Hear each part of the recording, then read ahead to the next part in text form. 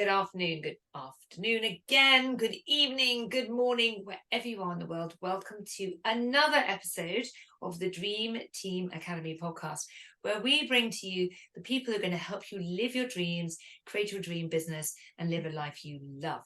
So today we're going a little bit off piece. We often bring you business coaches, and sometimes we bring you relationship coaches. Tonight we have somebody in the health field. We have a lovely lady from, again, my country. I always love interviewing countrymen or countrywomen. And she is a master health mentor. Now, I don't know much about this lovely lady, Elaine Godley. I only met her today.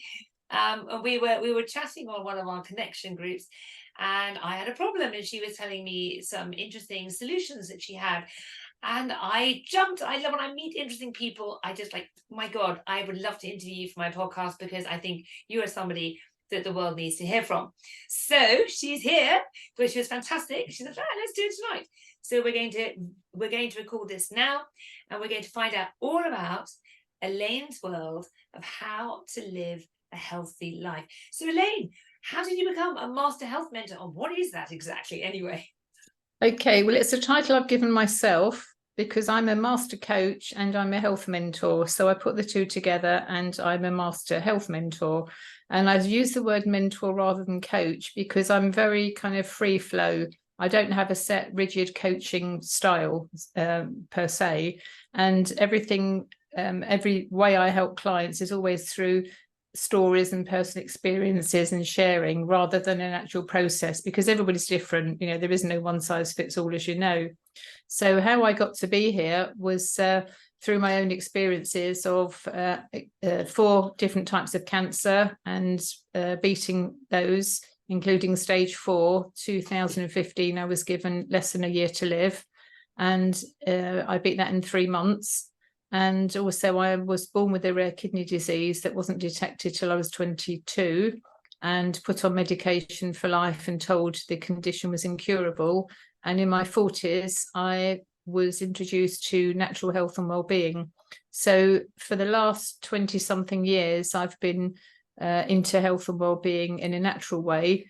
And through that period, I've been trained and in a variety of different modalities, looking at the scientific makeup of the body, and I use laboratory testing, so it's all scientifically proven to see what's going on in the body, rather than the national health approach, which is look at the symptoms and then give medication for the symptoms.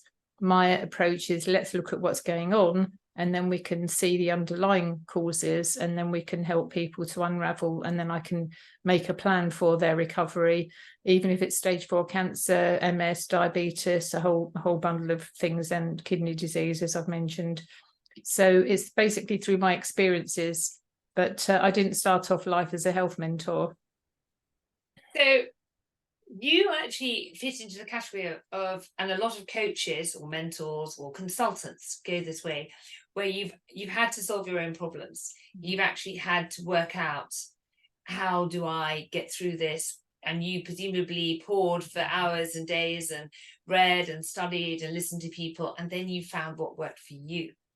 And I mean, 3 months for recovery from cancer. Tell me, if you would, a little bit more about that. I mean, so what happened, and how did you start your discovery? I mean, I now know you have all this information because you've lived a lifetime and you've done this multiple times. You helped many people.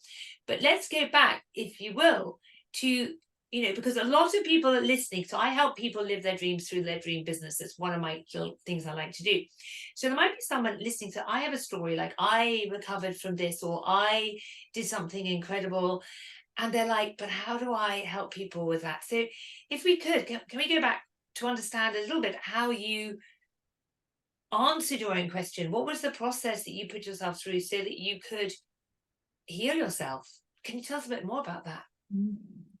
So I don't know where to start, really. There's so many different points I could pick the story up. To try and simplify things, I was chief executive of a number of different law firms, and I also ran a big division for EY back in the 90s.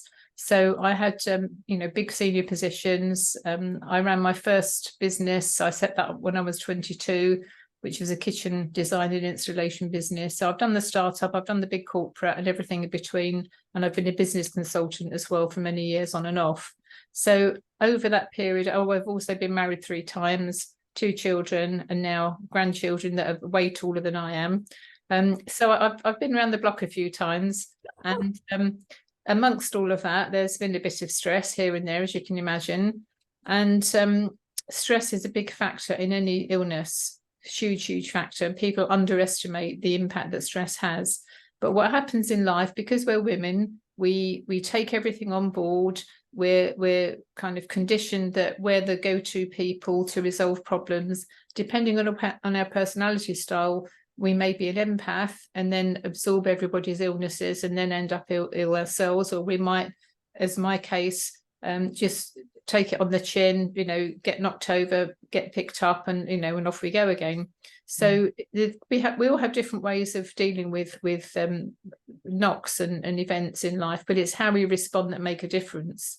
So I had finished a project. I was running the legal department for a big London authority on a consultancy basis. And I finished that project in the February. And then in the March, I noticed a breast lump, and this was 2009. So I then went to the doctors. And before I knew where I was, July 2009, I had a mastectomy and reconstruction. So that was my first breast cancer. Knowing what I know now, I never would have had that surgery. But, there we are. We live and learn. And then in 2011, I intuitively felt something was wrong. There was no lump, no pain, no signs, no nothing. But my intuition told me that something wasn't right. I had a good relationship with my team in John Radcliffe in Oxford. And I said, could you please check me? And they found a grade 3 tumour in the site of my mastectomy. And bearing in mind, I had reconstruction. So my right breast actually was taken from my stomach. I actually wrote a book on Amazon somewhere. There's a book, My Right Breast Used to Be My Stomach. So that was written some years ago. So nobody could figure what was what, but I had more surgery. And then 2015, I had a stage 4 Hodgkin's lymphoma diagnosis. And that was in July 2015. And my daughter came with me. She said, so by this time I'd learned a lot about natural health and well-being. I'd done lots of studying, reading, and all the stuff you said. And I'd done some training. I was a registered, not registered, what do you call it? A nutritional advisor. So I'm not like a 4-year qualified nutritionist, but I've got all the information, but I don't have that deep knowledge, but I do have all the experience. So I am a qualified nutritionist. So I kind of knew what I was talking about, and I've got a big network of natural practitioners. So I listen to people. I also have a podcast, and I've interviewed hundreds and hundreds of health practitioners. So we're sitting there in the room with a consultant, and she said to me, no, my daughter said, so I'd already made it very clear to my daughter that I was going to go natural way this time. And my daughter said to the consultant, what happens if mum's herbally burbly way doesn't work? So she said, the consultant said, well, this is July. So the consultant said, well, mum will be very sick by Christmas and she's unlikely to make the year. Well, I didn't hear that last bit. I heard mum will be very sick by Christmas. So I said, so I kind of froze, shut down. And for 24 hours, I was in a complete blur. And then I thought, no, I'm not having this. Absolutely, I'm not having this. So I pulled in everything that I could do in terms of my resources. I shut everything down. I shut my businesses down. I cut people out of my life. I literally went through it on my own. My housemate took me for various different appointments and what have we. And I did agree to a teeny bit of chemotherapy because the cancer that I had at that time, 81% of the time it works with chemotherapy. But I had it on my terms, very, very limited amount.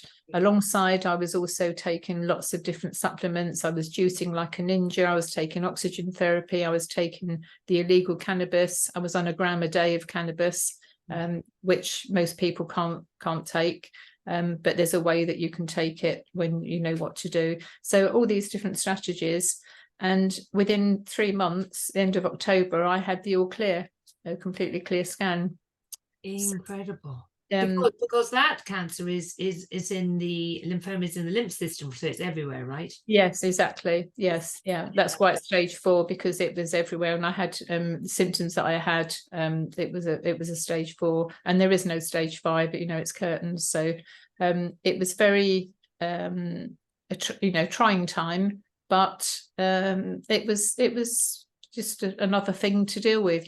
So I wasn't scared. I was annoyed. I wasn't scared. I was annoyed. And this is where a lot of people get they kind of get misled, because people talk about, oh, you're fighting cancer, you've got this battle. No, you haven't. You've just got an unwanted visitor which needs to go out of your body as quickly as possible, and the only way to do it is by you concentrating on you. You haven't got the time or the energy, the resources or whatever to deal with other people's fear. And this is where a lot of people come unstuck, because they have friends, family, who are all very willing to give their opinion and put their fear onto you. You haven't got time for that. And so many people who are empaths absorb all of that, and they don't recover, or they recover very slowly, because they're having to manage other people rather than just concentrating on getting on with their own recovery. Wow, that is fascinating. I've had not personally, but my family, I lost my mother to duodenal cancer. I lost my father to prostate cancer. I lost my aunt to esophageal cancer. My grandmother had breast cancer. My uncle had skin cancer. So I have my grandmother had lung cancer. So I know what you're talking about, and I've watched different people deal with it in different ways. I find your story so interesting, because when my aunt was the first one that I really truly experienced many years ago, and I immediately Googled everything, because Google was around. This was like 15 years ago. No, actually more than that, 20 years ago. And I found a few things. I think we have a lot more on the internet now. And I was like, we should try this, we should try that, we should, and no one listened to me. I was, still quite a mature woman at the time, but no one listened. And everyone just went down the path of you need to have I think my aunt was given chemo, she got neuropathy, her hands went numb, her feet went numb, and the saddest thing is she was about to go on holiday. She didn't go on holiday because she had to have her chemo, and actually she wasn't really suffering at that point. She was sort of okay, and then she had the chemo and she never had a good day again. So I mean, it's a similar story for every one of my relatives. When people always say like, oh, chemo is the answer, and I go, well, it hasn't saved any one of my family yet. So it's it can help in some situations, but very few. There's a very good website called PubMed, which is PUBMED, which is a worldwide repository of data on and published reports, medical, and you'll find on there articles that you have to look for them, mind you have to dig, but chemotherapy does work, but only in 2 to 3% of cases on a long term. 2 to 3%. So that's quite a lot of people when you think how many people get cancer. So we all know somebody who's had chemo and survived. We go, oh, it works. Because I think we're not hearing about the other 97% who it's because we can't possibly know the actual facts. We don't have them in front of us, we don't experience, we only know our anecdotal experiences. Mine is everyone doesn't make it, so with the exception of one friend. Now this is why I find your story so fascinating, and I want to know a little bit more about what you then did in specifically, because and now what you teach, because I have one friend who had stage 3 breast cancer, and she did not want to have it cut or have chemo or radiotherapy. She went 100% ketogenic, no sugar, no processed food. She ate sort of fruit and, well, actually mostly vegetables for 6 months. And 6 months later, went back to a specialist, and the tumor was gone. It was like gone. He's like, "What did you do?" And that was like the first time I actually knew somebody personally who had done it the right way and had found a way that worked for them without having to do all the nasty things and nasty experiences. And I was absolutely fascinated, because obviously that had not been my life experience to that point.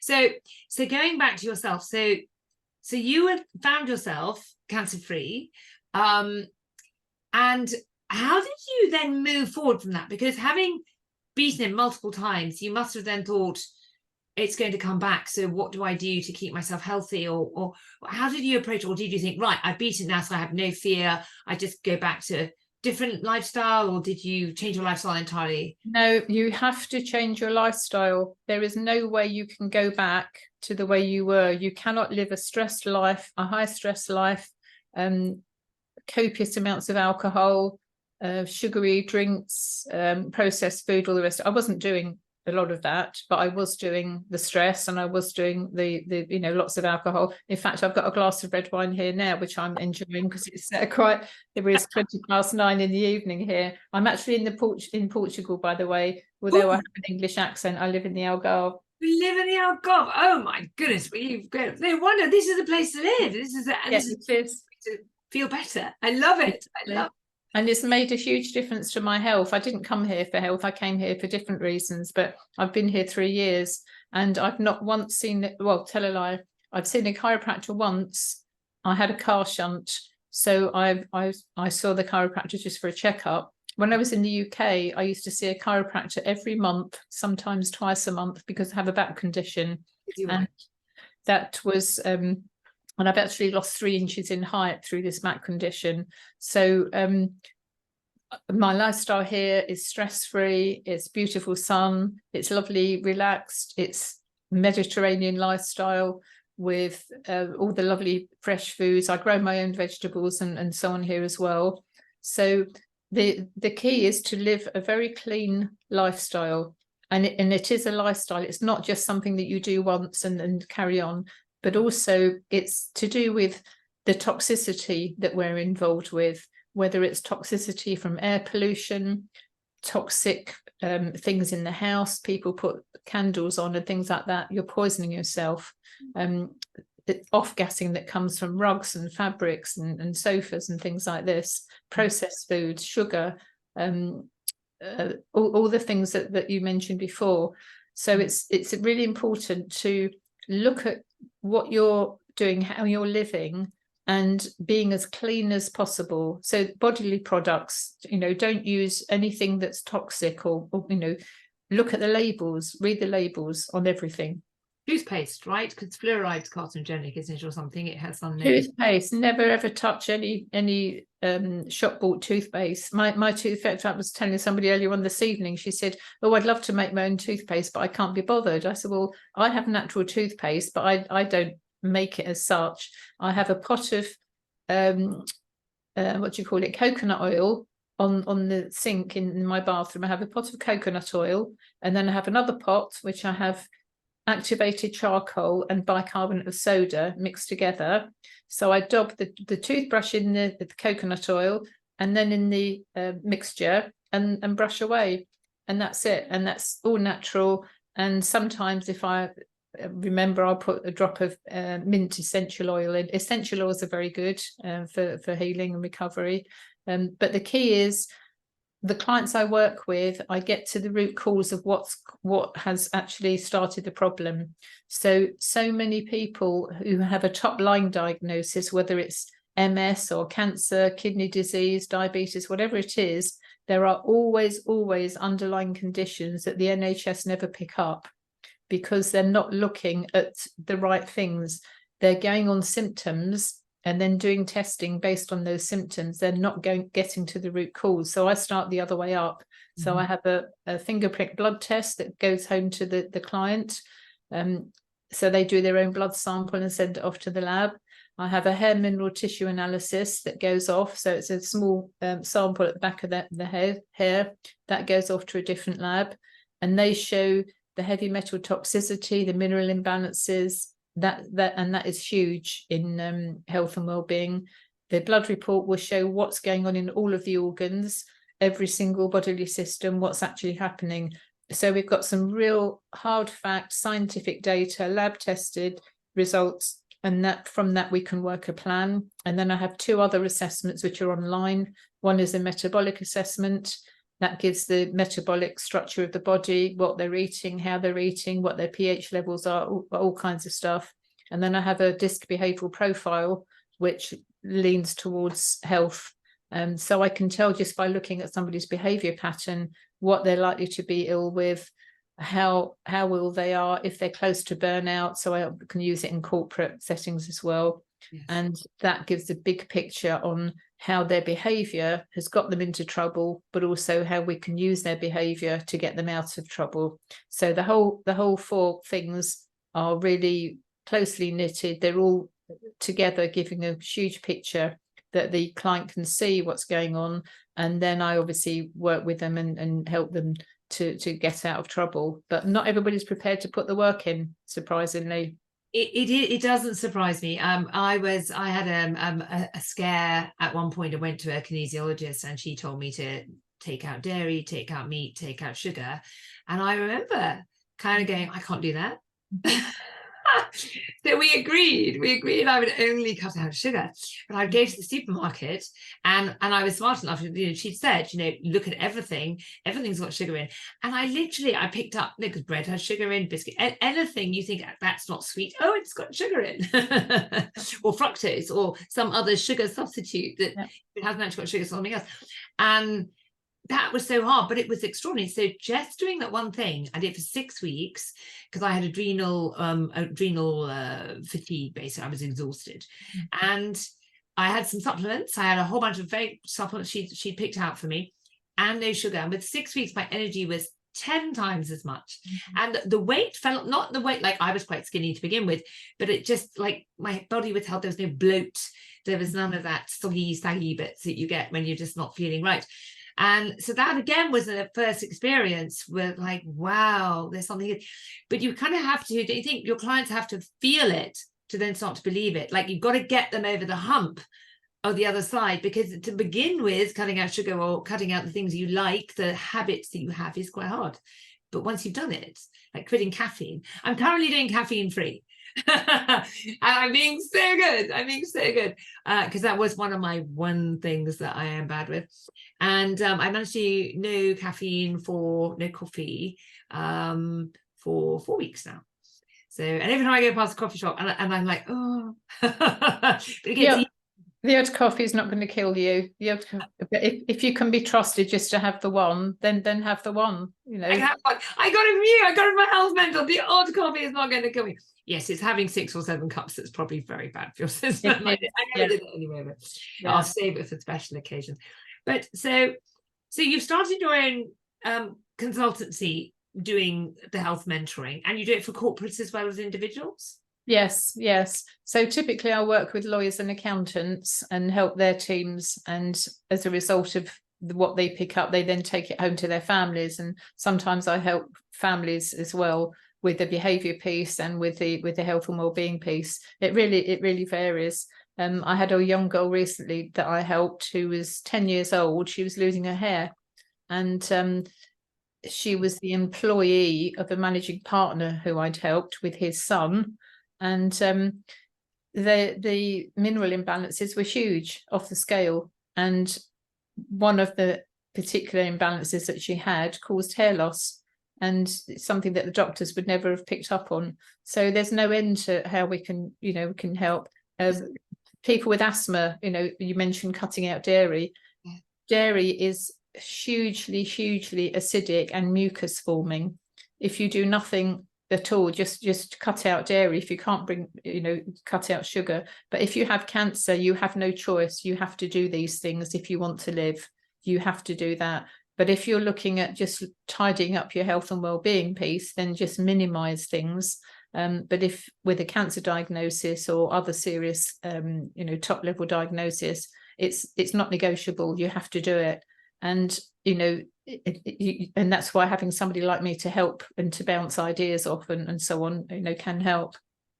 And you haven't mentioned high blood pressure. that's kind of a pandemic of itself, high blood pressure now. It seems that everyone has higher and higher blood pressure. Have you in your work, and maybe like when you go to corporates, you've got these stressed executives, and it's an inflammatory condition, but then it causes obviously heart damage and other things. Have you discovered anything in that area that you help people with? I'm just curious. Yeah, there's very, very many supplements that you can take rather than taking medication. All medication has side effects, and once you're on one medication, typically you'll be on another one for the side effects. It goes on. Clients who come to see me, sometimes they're on 7, 8, 9 medications, and gradually they'll come off of the medication by their choice. I don't tell anybody that that's what to do, but I make recommendations, and then gradually, they ease off. Yeah, there's a variety of different supplements. It's for high blood pressure. It's about generating the oxygen in the system. So high blood pressure is caused by stress mostly, and overweight. So being overweight and being stressed, and the combination of both of those is a kind of dead cert on blood pressure.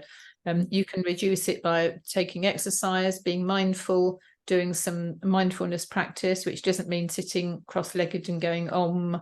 There's various different ways you can do mindfulness. I'm not a kind of yoga-y type of person, particularly with my back. I can't do such things. So my mindfulness practice is gardening, or when I'm washing up, putting the trash out, that type of thing. You can be mindful, any minute of the day, and that will help bring your blood pressure down. Breathing slowly. I learned something called Buteyko breathing when I had cancer. So I was taking oxygen therapy. I was going to a multiple sclerosis centre every week, or every few days at one point, and having hyperbaric oxygen therapy, which gives a real blast of oxygen in the body. But I was also doing Buteyko breathing.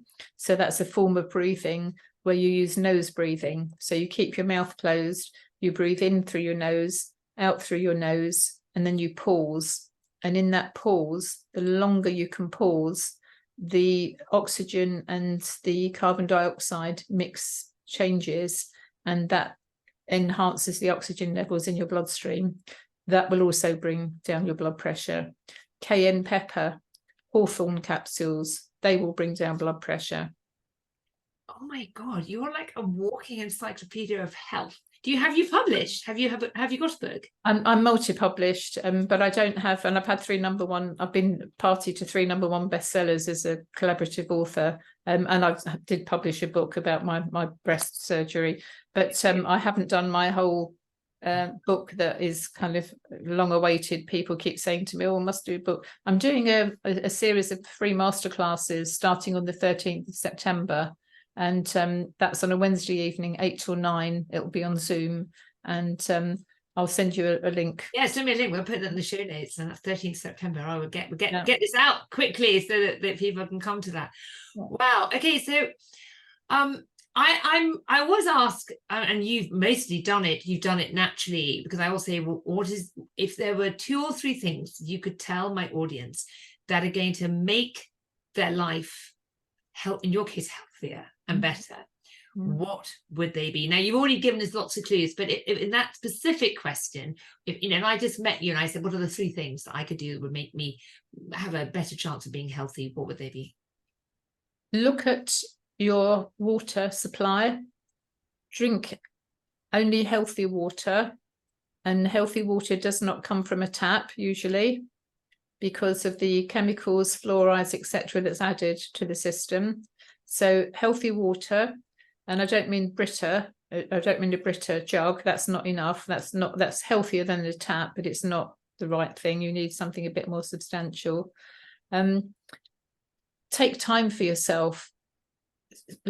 Look and appreciate what's around you. Be grateful every day, because we bumble along just doing things because we've always done them. We have routines that, we always do things on a certain day at a certain time, and our lifestyle is kind of chunked us on. Or we're so manic, we never have time. We don't know who we are. So find yourself, hydrate yourself, and just think of everything that you put in your body and on your body to be as natural as possible, and then you can't go wrong. Wow. I mean, you make it sound simple, but I mean, it is simple actually, but you just have to be aware. It's like you're self-aware, then you have to be environmentally aware and product and food aware too. Yes. Yeah, absolutely. And it's an informative, most people don't realize, I know I have friends who love, they think, oh, I'm going to have Coke Zero, it's great, no sugar. I know. And every time I look at that, and I just look at the chemicals in it and just burn your stomach away, why don't you? But people don't know it, they don't realize. And it's a lot of it's just people don't understand, like you and I know. And it's people like yourself and podcasts like this and many, many others, where our job is to educate people that, you can choose to drink that stuff if you want to, but please know, like, have an informed choice. Know that it's not that good for you just because it says 0 calories. It's probably still, well, it's incredibly bad for you. So, it's that kind of thing. So, you have been so fascinating to talk to. I could go on forever, but I'm going to let you go because I know that it's very late and you're going to have another glass of wine. I'm working tonight on Aussie time. I'm actually helping somebody run a challenge between 1 and 3 a.m. So Goodness me. I'm trying to do it without caffeine. We'll see. I might have to break down the caffeine just later on. So, but I always ask, every guest comes on and they answer the question, which is, what is one big dream that you still want to accomplish in your life? What would be one big dream you still like to accomplish that you're thinking of? Okay. Well, as of today, it could well be possible. I'd like to run my own law firm. Now, you said you work with lawyers. Yes. So I've put a call out today on Mark's group where we met, and I've already got potential funding and lots of people who say yes, go for it, and several lawyers who want to talk to me. So my dream that I've had for 25 years, I did an MBA in legal practice at Nottingham Law School back in the 95 to 97. And I'm not a lawyer, but I've been chief executive of several firms. So I know how it works from the inside out and, speak the language. But back in those days, there were hardly any female lawyers, never mind managing partners. And the fact that I've got I've earned my stripes as managing partner. And I think now the time is right, possibly, to have a female-led, all-female law firm that will be UK/global and virtual. So that's my current dream. Wow. And I have never heard of anyone doing that, so that it would be incredible. Well, I would just love that. Yes. I was engaged for a barrister for very many years, obviously a male barrister, but so I know quite a bit about that, and that would be incredible because it is quite a man's world actually. And I think that I would definitely prefer working with women in certain areas, and I would. A wonderful idea. Well, so if anyone's watching this and you want to support the world's first all-women law firm, you need to go to Elaine. You need to let her know that you're in. If you're a lawyer, if you're a barrister, if you're something around the world, you want to be part of this, contact Elaine. And of course, if you are looking to improve your health, so Elaine, you do private consultations and corporate consultations. So, yes. and people don't need to be sick; they can come to you just to improve their health, even if they're relatively healthy. Yeah, and you can do all the tests. Yeah, please don't wait till bits are dropping off and you get that horrible diagnosis, because sometimes I've lost so many clients. I've been to so many funerals over the years, and it's so sad because often I find me too little, too late. But I've had people who've been given literally weeks to live. They've come to see me, well, we do it virtually now, and they're still here to tell the tale. So everything is possible, but it has to come from the individual. They must want it. It can't be friends, family. It has to be from the person. So I'm here if anybody wants to engage, or not, if you choose that's the right path for you. Yeah, everyone has, and that is we have a choice for life. We choose to live or we choose to die. And it really is as simple as that. So we ask ourselves, what do we want out of life? It has been a pleasure. Thank you so much for coming on. So if you would make sure that you send me any information that you want me to give to all the audience, and they can then, if anyone wants to find, the contact will be below in the show notes. Contact Elaine and share this podcast, please. This is somebody who can really make a difference to you. If you have somebody who needs a little help, a helping hand, if you think they would be open, or even if they're not, send it to them anyway, because maybe they'll listen to this podcast and change their mind. So it has been a pleasure. Thank you so much, Elaine, for joining me tonight. And I wish you all the best with your law firm dream. Thank you so much. Thank you.